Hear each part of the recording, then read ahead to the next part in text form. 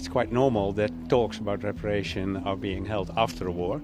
But first we have to make sure that we got a ceasefire and a just and lasting peace. And then it's quite normal that with the aggressor you talk about reparation loans and about restoring the country. And that's also part of the discussion we have in the EU when it comes to the so-called frozen assets.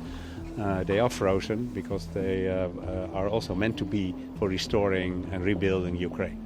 So accountability in general is a crucial part of the end of any conflict. Without accountability, a conflict cannot be fully resolved.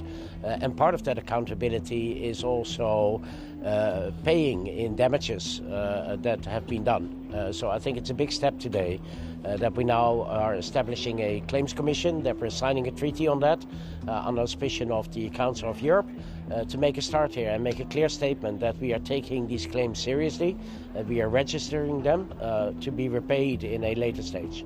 And every single detail matters. Why? Because not a single detail must become a reward for Russia's aggression. If the aggressor receives a reward, he starts to believe that war pays off.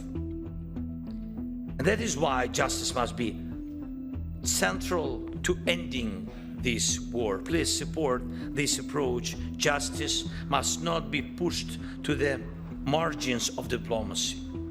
And there was too little justice for Moldova, it's true, too little. And for Syria and for many, many other countries, those wars dragged on. And today the problems are so difficult to solve.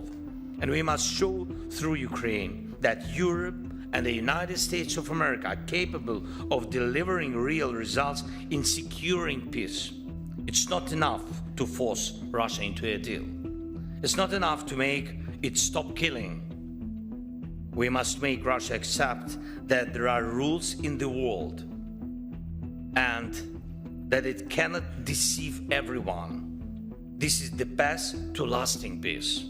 Russian assaults are always insanely bloody, but Putin does not care.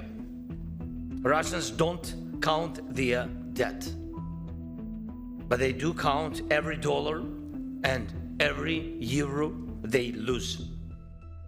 That is why a strong decision on Russian money is needed, and these funds must work to defend against Russia, and I urge you to support this.